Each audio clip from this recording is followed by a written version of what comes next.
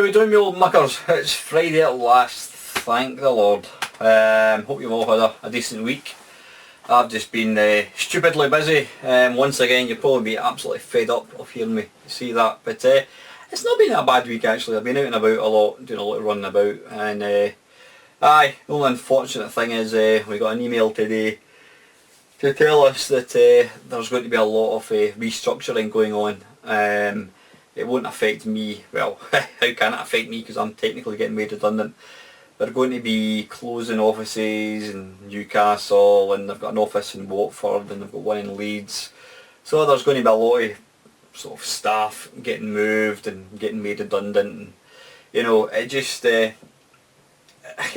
mean, I've been in this position so many times. It just makes you realise that companies do not give two monkeys. I've got two dogs on me, by the way.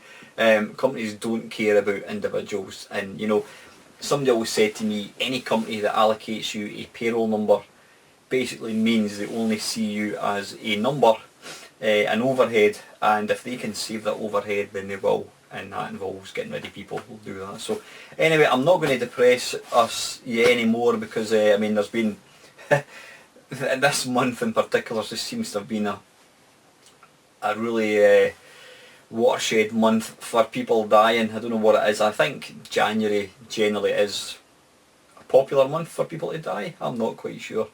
I heard, I was listening to the radio yesterday, and somebody phoned in and they were talking about death, and somebody phoned in and they said that their mum would phone them and say, oh, I heard that old Mrs. such and such died yesterday.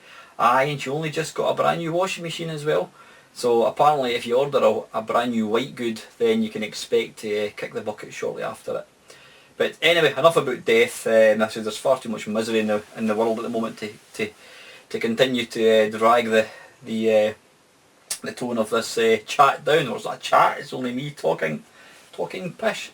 So what have I been doing this week? I was at my computer club. It's not my computer club, it's owned by about 8 of us. I was along there on Wednesday, excuse me. Good turnout, obviously first one of this year. I took along my Samsung VR, and it went down really well. I mean, I love excuse me, I love seeing the reactions on people's faces. You know, when you're watching somebody with one of these things on, obviously all you can see is the head, and you can see them like, oh, wow, whoa, bloody hell, oh, look at that. It's quite interesting. But yeah, I think most people were impressed, and what I was glad to hear was one of my mates, Ian, he had it was the Oculus, is it the development kit or something it was called. I mean, the brand new consumer one came out a few weeks ago, but Ian had the whatever it's called, the producer's one or something, developer's kit. And that was one that I tried. It was really impressive. But what Ian actually reckoned was is it the pixel density or something, or what's it called, the screen door effect. It's basically, if you can imagine, a set of snooker balls or pool balls, circles. You know, you've got these little spaces, because obviously circles won't join up perfectly, so you get these little spaces in between the pixels, and that's called the screen door effect, I think it is.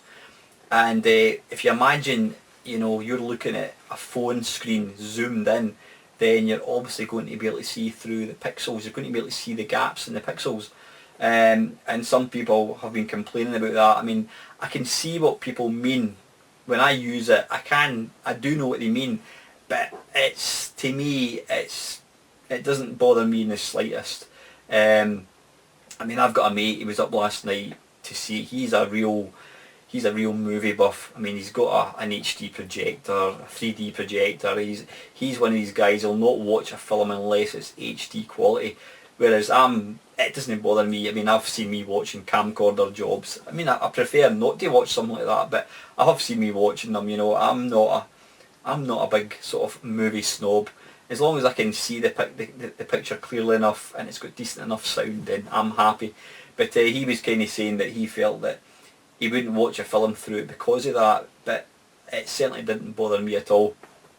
What I would say, if you were going to buy one of these and you're a stickler for razor sharp visuals, then you might want to check out one first. You might want to try and get a loan of one, or if you've got a mate that's got one, you might want to actually try it first. I mean, it is the best 80 quid that I've ever spent. And saying that, my mate who I've just told you about, who was kind of saying he wouldn't want to watch films on it, he said that if he had a compatible phone he would absolutely buy one, because he was blown away with the other stuff, the other apps that when you're swimming in the sea with sharks, and we're playing, there's some kind of horror one as well. So he said he would definitely get one. He said he wouldn't invest £500 on a phone and £80 for this, but if you had a compatible phone, he said he would definitely buy one.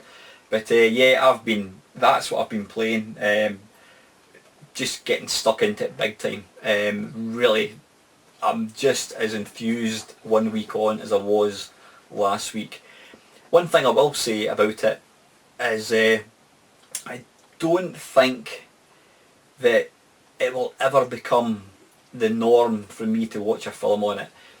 It's like all these things, these kind of, and I'm going to call it a gimmick. Is it a gimmick? I don't know. It's like all these technological things, 3D TVs, even HD. I don't really watch stuff in HD. I mean, is it BBC, you get HD and that kind of stuff. I still watch most of my TV. 99% of my TV is still standard definition, and it doesn't bother me. But yeah, things like 3D TVs, I don't have my TV's about 9 years old, and I'm not going to replace it until it kind of stops working.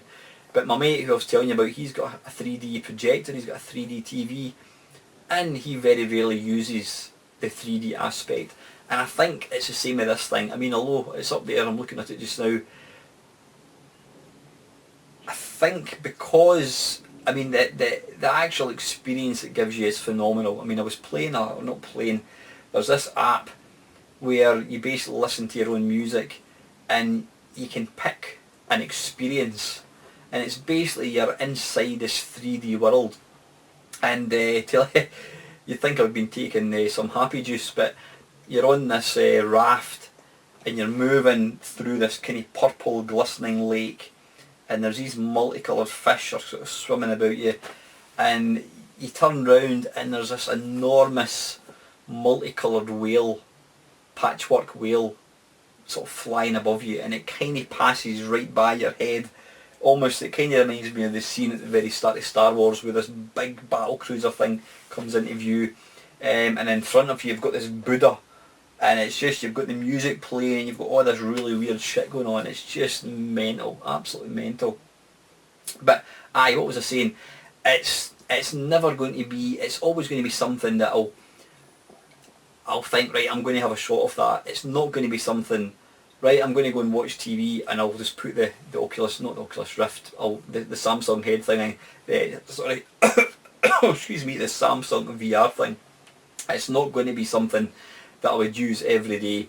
It's one of these things that I'll use when I want to, because although the experience is phenomenal, it really is, because you can't get away from the fact that you've still got this thing over your face. And after a while, it's like, I mean, I wear contact lenses, I mean, I do have glasses, and it annoys me. I don't like having glasses, I don't like having things pressing into the side of my head. And so if you've got this mask thing on the whole time, it does start to annoy you. It gets a bit tickly, and it just, I don't know, I just don't like it. But yeah, it's not going to be something that I would use all the time for watching films. It's never going to replace sitting on a couch and watching a TV. Maybe in years to come, I dare say in 20 years time when I'm, will I still be here? Who knows? I'm quite sure there's going to be virtual reality, but it'll just be completely glass free. It'll just be your own eyes. It'll be some kind of projector or something. But until that kind of technology comes to fruition, things like the VR headset, it's not going to become my main platform to watch films. It's something that, the occasional film I'll think I'm going to watch that, but in the main it's still going to be your standard TV sort of thing. So, okay, right, I've got a wee list. I've actually got 3 questions today. This is a big bumper edition. Yeah, one thing, what was I doing again? Aye, talking about Samsung VR. I recorded me kind of opening the box, and then I kind of let you see the unit, and then I hooked it up to my Google Chromecast, where obviously it projects whatever's on the phone onto the TV. So I thought, excellent, got it working. I could see the sort of twin screens, and I started recording it, and I was on it for maybe half an hour. Then when I came off, I put the memory card in, transferred the files across to the PC, and was disappointed to note that the video was like one frame every 10 seconds. Googling seemed to reveal that that is just something that it does. Apparently, I don't know whether it's the actual phone's not powerful enough. In fact, I don't think that's the case, because there are people who are able to make videos using screen capture software, but it seems to be the latest edition of this sort of like the software, whatever it is. You just can't physically do a screen capture off it. I don't know whether it's because it's the screen, not the screen, the phone is obviously trying to put out two images, which is obviously going to zap the processor, and then it's also going to zap it even more if you're trying to output these two images, not just on the phone, but out onto a TV screen as well. So basically, to cut a long story short, I wasn't able to record any of the game footage, which was disappointing. So I kind of thought to myself, I can't just put out an unboxing because that's going to look crap. So I did what I have done in the past, and that was to I don't want to use the word steal. I went onto YouTube, and I basically downloaded a few other people's videos, and I used them in my own video. But I did make a point of, you know, not so much thanking, because the person doesn't know that I've actually borrowed it, but I did give reference and post a link to the video. Now I've done that a couple of times. I think the only other times I've ever done that would be when I do the Arcade Perfect My Arse. There's always been the occasional system that maybe I don't have, or I just can't physically get working, so I've maybe used somebody else's video. What I tend to do, and I don't know whether this is right or wrong, I tend to go for somebody who's maybe put the video out maybe 6 years ago. I wouldn't use somebody's video that was maybe just a couple of weeks old, or even like 6 months old, because I don't know, I don't feel comfortable with that. But do you think I'm wrong using other people's videos? It's not something I do very often, and it's only in sort of an emergency case where I really need to get something and I can't use it. But anytime I have done it, I will always thank the person, even though, like I say, they won't be aware that I've used their video. I'll always put not a copyright, I'll always put a link to their video down below, so hopefully that will kind of appease most people. But am I wrong to do that?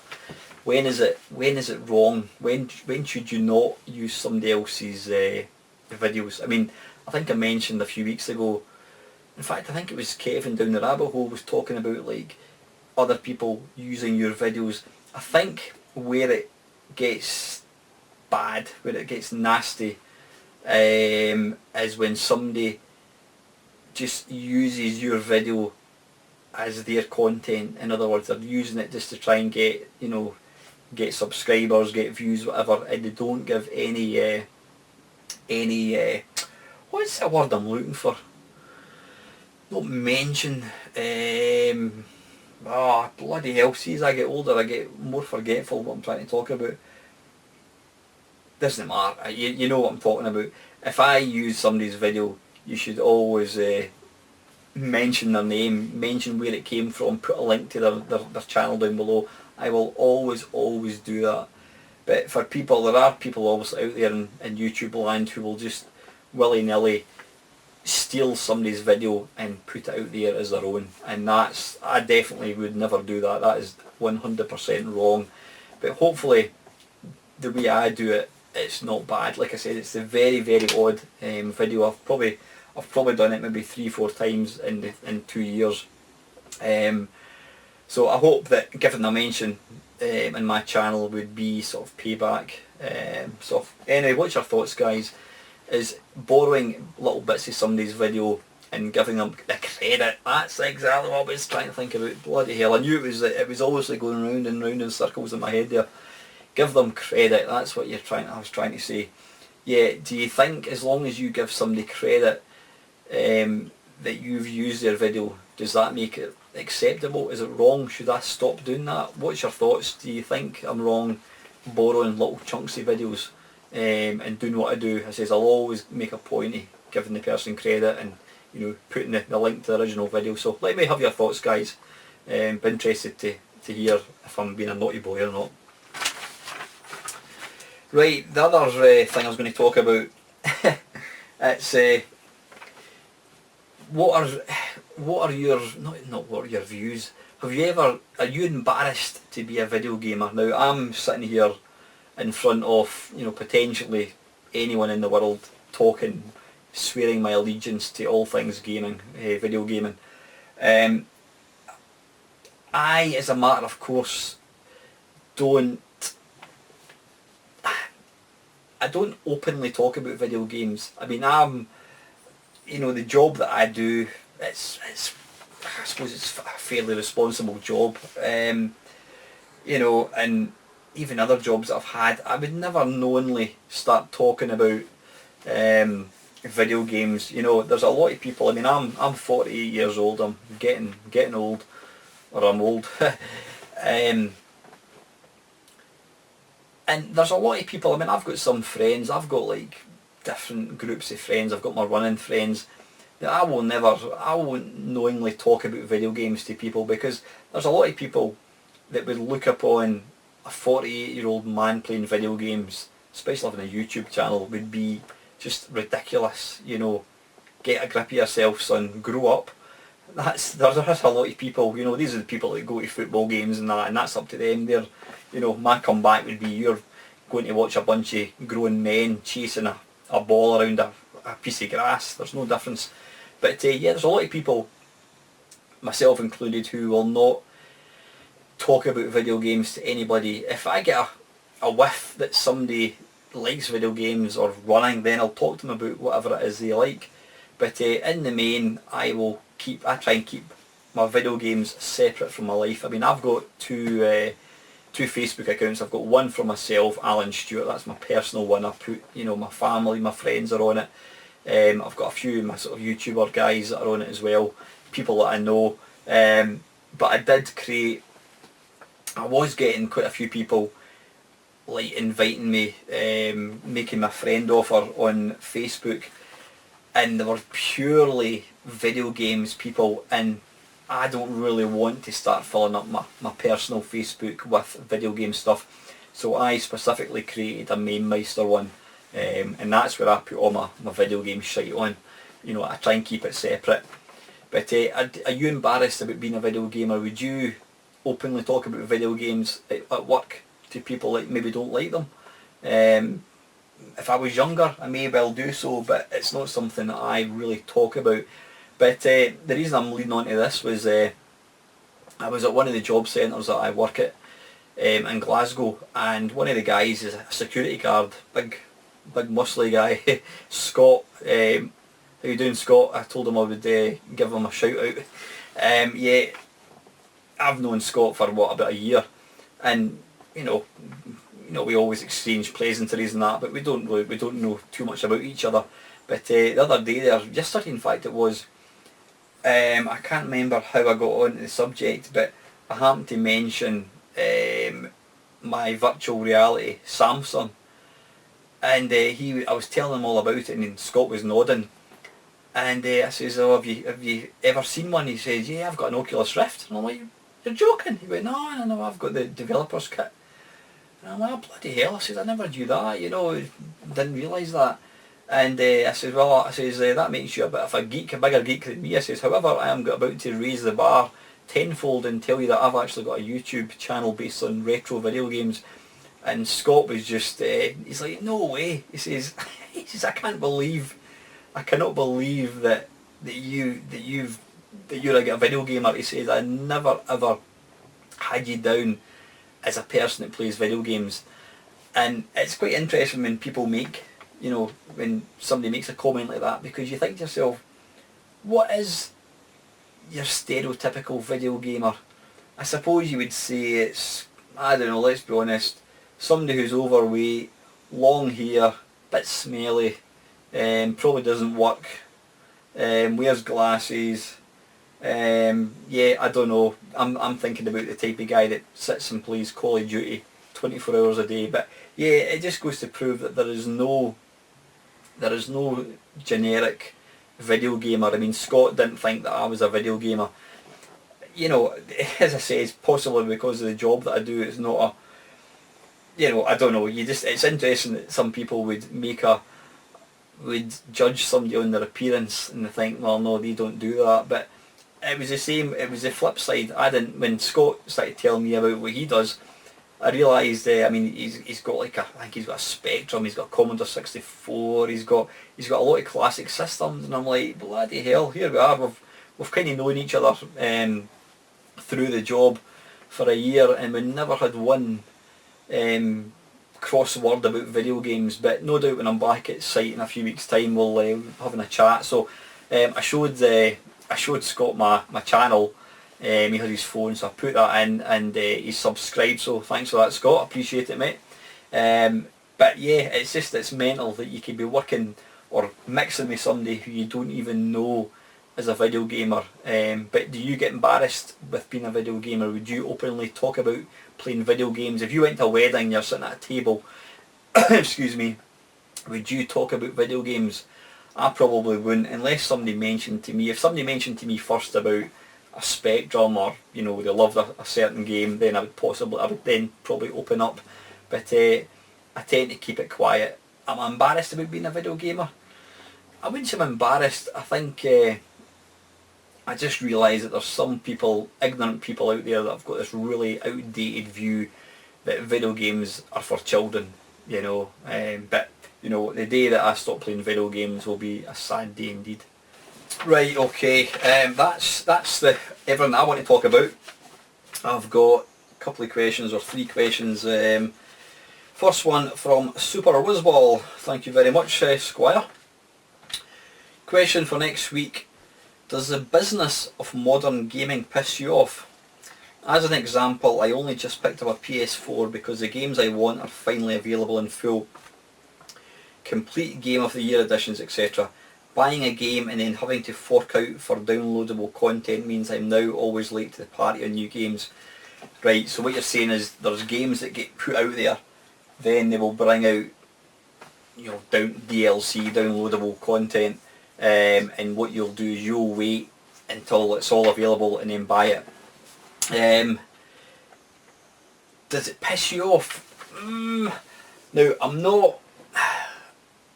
No, I would say no. It depends what we're talking about here.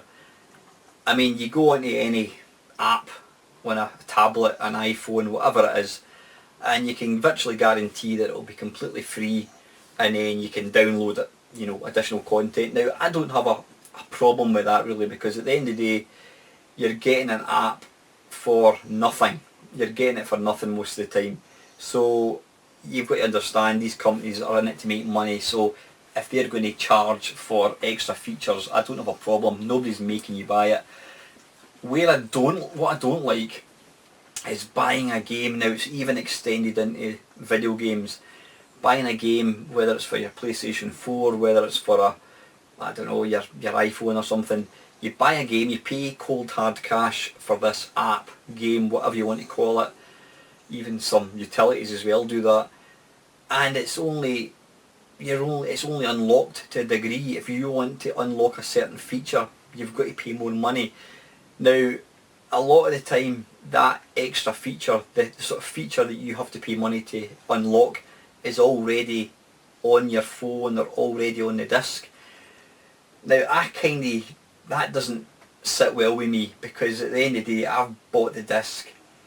And people could argue, well, what difference does it make? We could make it available for download, in which case you don't have to download it. So we think, well, why don't we just put it on the disc anyway? But if I've bought a disc, if I've paid whatever I've paid for a game, say 45 quid for a DVD, it's maybe 15 gigs worth of stuff in it. I just don't like the fact that I've got to pay more money to unlock it. It's just... I'm not happy with that. Where do you draw the line? What would happen if you buy a car and you can only use the 2 front doors, and if you want to use the 2 back doors, you've got to pay extra money, then they'll give you a key to use them. I don't think people would like that. But saying that, I've actually bought a piece of hardware which operates that very same logic. It was my accelerator card for my Commodore Amiga. And when you buy it, it's locked to a certain speed and it's locked to a certain amount of memory. And if you want to unlock the extra memory or unlock the extra speed, you've got to buy a code. Or not, yeah, it's a code. You buy a code and then you run this command and that unlocks it. Now, I'm kind of being hypocritical here because I've just said that I wouldn't be happy with that. But in the sort of that thing for the Amiga, I got it for a very, very good price and I was really happy with it. And to be able to unlock it for an extra 30 quid, I was quite happy for that. I think because the initial price was so low, I didn't mind paying that bit more money, and the money that I've paid in total, you know, the original price that I paid, plus the unlocking fee that I paid, I'm delighted with it, so I don't mind that. But games, yeah, like I said, I'm not happy with really having to pay for extras where I've already got it on the disc. That's maybe not a very logical way to look at it. I'm not happy with that. But, I mean, there are games where, yeah, they'll bring out, I mean, the perfect example is the game that I was playing, Wolfenstein: The New Order. They brought out a sort of follow-up to that. And it's the same, a lot of these games. I think it depends how much they're charging. I mean, if you're paying 45 quid and you're getting a full game for your money, then I really don't see you've got any argument. And if they then decide to bring out, you know, an extra 2 chapters for an extra tenner, then that's their prerogative. They're just extending the sort of the lifespan of the game. So I don't really, I'm not sure I disagree with you. I don't have any real issue with that. You know, as long as the original content you're getting is worth what you're paying for it, then I don't really see the problem. I mean, if you're buying a game, you know, you're buying the game, you're paying the money, you're getting the game, you're quite happy with it, you've completed the game, and then they decide to bring out an extra few levels, it's hard to kind of knock them for it. If these levels were already on the disc, then I probably wouldn't be too happy with that. So, nah, in the main, I don't have a problem with full price games, them offering downloadable content later on. You know, as long as the original game that you're actually paying money for, you got your money's worth, then I don't really see it being an issue having to pay for extra. At the end of the day, they're giving you, you know, it's like you going for a meal, you order fish and chips, and custard and rhubarb and custard, whatever it is. You pay, you have your meal, you have your sweet, you enjoy it, you pay your bill. If they then decide, would you like a cup of tea with that, sir? Yeah, I'll have that. You get your cup of tea, you're going to pay the £1.50 or whatever it is for a cup of tea in a restaurant. So I don't see, you wouldn't complain at that, so I don't really see it being a big issue with games. So, aye. Anyway. Right, let's see. Batman. I love your name, by the way. It's Batman, Battman. Batman. A possible thought for the next waffle could be your thoughts on the current generation of consoles now that you have both the Xbox One and PlayStation 4. Since my birthday and Christmas, I have had both of these and I'm enjoying them. Which one leads the way for you, or do you find it hard to separate them? How do you think this gen will pan out? Well, yeah, I've got the two of them. I've had my PS4 since day one, and I've probably not used it as much as I would like. I bought the Xbox One about 2 months ago. It's downstairs. I mean, my PS4's sitting there. Xbox One is downstairs on the big TV in the living room now. I originally stopped playing games downstairs because I couldn't really, I had to wait till late at night to basically play them. But you know, my wife goes to bed quite early a lot of the time, so I can now use it. I've got to say, I do like it. It's on the bigger screen. Rather than, I mean, this chair that I'm sitting in is super comfy. I like the fact that I can just put my feet up on the couch downstairs and just totally chill out and play a game. So I have been playing the Xbox One more at the moment, but as far as comparing them together, I would say I can't see any difference. People say the PS4 is a superior machine, it's apparently more powerful. I really don't see any difference. I look upon them almost as the same, one in the same console. The good thing is, obviously, if there's an exclusive comes out for the Xbox One, I can play that. And likewise, if an exclusive comes out in the PS4, I can play that as well. So I've kind of got the best of both worlds. As far as what one's going to win the war, now somebody, it was Novabug, Chris, he mentioned about has this current gen war already been won? And he made an interesting point. He was talking about the number of units that have been sold. And apparently, I mean, I've got no idea about actual sales figures, but apparently the PS4 has sold way more than the Xbox One. So people seem to think that the PS4 has won the war. They reckon that Sony's won the war with the PS4. I'm not too sure. It's still early days. Well, I'm saying it's early days. It's probably about 2 years, a year and a half anyway. In fact, I was watching a video, I can't remember what one it was, and somebody was actually talking about this, what do you think, what do you think of the PS5 and the Xbox 2? And I'm like, bloody hell, we've only just got into this generation, although it probably has been 2 years, or at least it's been over a year anyway, I would definitely say. But aye, going by the statistics, I would say PS4 has seems to have kind of sold a lot more. I think because they always released the PS4 purely as a gaming platform. The Xbox One was released by Microsoft. It was going to be one of these all singing, all dancing, multimedia things. And I can't remember exactly what it was, but was there not, when it was going to first come out, I think they said that you had to be connected to the internet to use it, and there was a lot of things like that, and you couldn't, if you bought a game on a disc, you could only use it on your machine, you couldn't take it away, and if you bought a new machine, you couldn't use it. So that pissed off a lot of people, myself included, and that was why I went for the PS3, PS4. There was no other reason other than I didn't like Microsoft's attitude, the way they were going to kind of restrict how you use your Xbox One. So that was the reason I went for the PS4. But obviously, I think Microsoft quickly realised that it's probably not a clever thing to do, and they backtracked and they basically made it, they didn't do half the things they said they were going to do, which is good. But I think because Sony were honest from day one, it was always just going to be a games machine.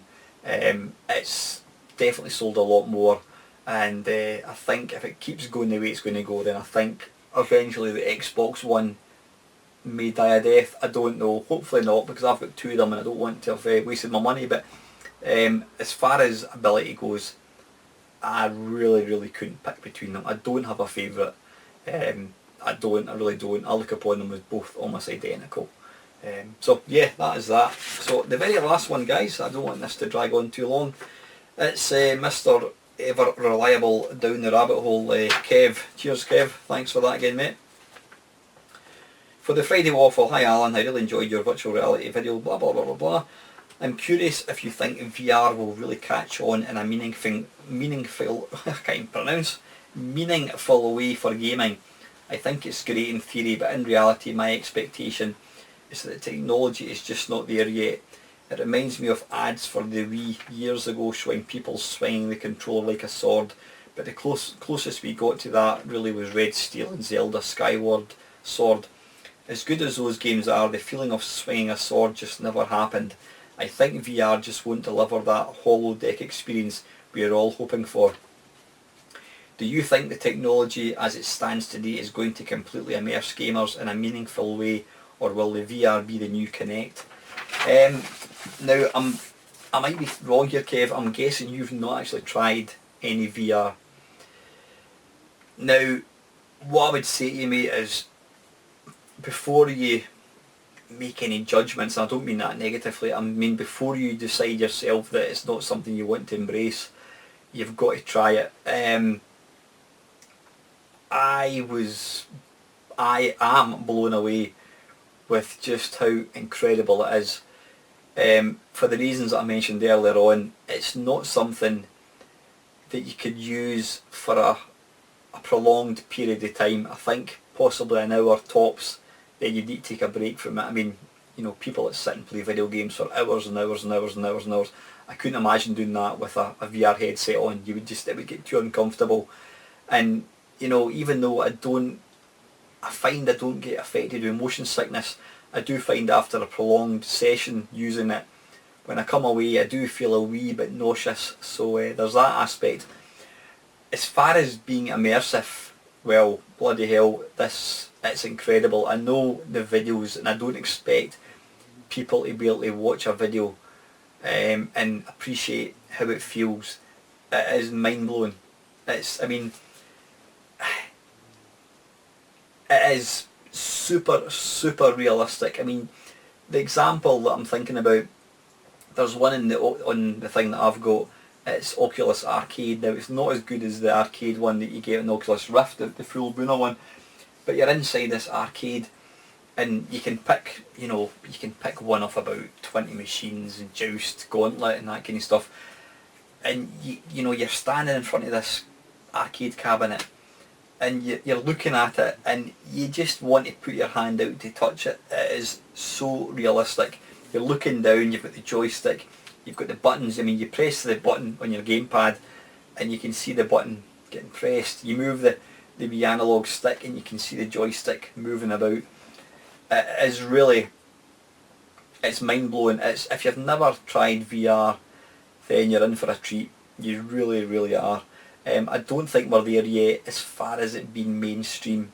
The price for starters is going to put a lot of people off. I mean, I would not pay £500 plus for an Oculus Rift. Then you need another £1,000, if not more probably, for I mean, I paid £600 for my PC about 6 months ago, and you know, I've done the sort of the benchmark thing, and it tells me that my PC is not powerful enough, so you would really need to fork out probably about another £1,500 for a PC. So you're looking at probably £2,000 to run Oculus Rift. That's only going to appeal to your hardcore gamers like Scott. You know, people just aren't going to pay that kind of money. As far as the actual immersive experience is, it is absolutely phenomenal, and I mean that. It's phenomenal with a capital F. It really is. Where, I mean, you're obviously still having to use that's the thing, you're in this 3D world, this real 3D immersive world, but we're still having to rely on physical controls. But I would prefer that than like going like that. If I want to, you know, I mean, there again, I was going to say I would rather have a physical control. But I suppose if I was playing some kind of zombie game, and you know, you've got the headset on, if I want to punch a zombie, I just want to be able to go like that, poof, and you know, throw a right hook. That would be pretty cool. I don't think we're there yet. I mean, the Oculus Rift, the full Buna one, it's got like a proximity sensor. So if you're looking at something and you lean forward, then this thing gets bigger. You know, so it detects how close you are from something.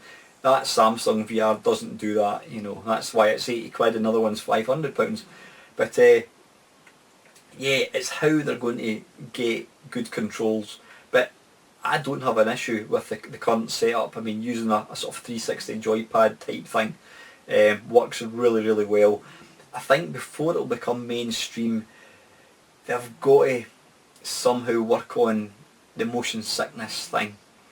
It seems to be, if you're looking into, obviously you've got the headset on, whether you're playing a game or whatever it is, if you turn your head like so, it's okay. But if you use a stick, if you imagine, if you're sitting still, if I was sitting here playing with the headset on and I move the analog stick to the right, my view of the game's going to go, it's just going to spin round really fast. Now your brain and your eyes are detecting that it's movement, that you're moving, but your body isn't actually moving, so it's like a virtual movement, and I think that is what causes the motion sickness. Ian, my mate who had the Oculus Rift, he made an interesting point. He said that games like it's Elite Dangerous, I think it is, where you're looking out the sort of cockpit of your ship, because you've got this display in front of you, it's obviously static, it's not moving anywhere. So when you turn your head, outside is going to go, but actual cockpit stays the same, so you've got something to focus on. Where Ian said he gets the motion sickness thing or nausea, whatever you want to call it, is where your whole screen, your whole environment spins round. I actually find it worse. See if you're looking at one of these 360 panoramic views. That's where I find I get a bit nauseous. So I think before it's going to become a real sort of accepted gaming platform, is that the right word to use, right phrase to use? I'm not sure. They need to work on the motion sickness aspect. But Kevin, as far as immersiveness goes, we've moved on. I mean, I'm looking up at my my Virtual Boy. I mean, just, you know, brilliant. But yeah, we've moved on in leaps and bounds, and it's, I don't know if you remember back in the 90s, you had this thing called VR, and it was just exactly like one of these things. Virtual reality it was called, and I mean, it was shit, absolutely shit. It looked super super high tech, and it was anything but. But if you've not tried it, Kev, I suggest you try it. It's mind blowing. It's just a pity you don't live down the road, because you could come up here one night and I could give you a shot of it. But given that you're in Canada, there's a slight distance problem. So that is it. Yep, I think it is. I think virtual reality is here to stay. The VR thing that I've got, to me, is, it's probably one of the best attempts to try and make it mainstream, but the problem is it only works on so many phones. If somebody was to bring out something like that that would work with any phone, I think they'd go into a winner, and I think that would really open it up into your average punter sort of thing. So yeah. So anyway, listen guys, that is it. I don't know how long this is dragged on for. I don't want to drag it on too long. That's me finished anyway. I've covered all my questions. So yeah, it just really remains for me to wish you all a good weekend. If you're watching this on the Friday, I hope you have a nice weekend. Coming up, I have got a few hopefully juicy interviews lined up. I'm not going to tell you who. I've spoke to a couple of guys. I've got one, yeah, I'm going to have another blind mates only in the next couple of weeks. And I've got a good friend. We're going to be tying up together for a chat on Tuesday, I think it is. So yeah, I'm looking forward to that. I really enjoy these one-to-ones when I'm speaking to people. I really enjoy them. So I'm hopefully going to, I've got 3 people lined up for these in the coming weeks. So looking forward to that. But that is it, guys. That is me done and dusted. As usual, listen, thank you very much to all. I've been getting some amazing comments. My subscribers are up to, is it 493, 494, something like that. I'm getting there. I'm only, hopefully this time next week we'll be over the 500, which would be absolutely mental. I hope you enjoyed watching or listening to the Mainmeister Chums talk pish. Brian and I had a fantastic time doing that, really good fun. If any of you guys want to take part in one of these things, just let me know. I'm only too happy to have you on and just have a chat, as long as you're prepared to talk rubbish for an hour or so. Perfect. You know, just put your comments below. But yeah, as usual guys, if you've got any questions you want me to answer, anything you want me to talk about, any games you want me to do a 10-minute mashup of, or any company you want me to feature and They Did What, just put your comments below. As usual, please feel free to like, comment and subscribe. And lastly, thank you so much for watching.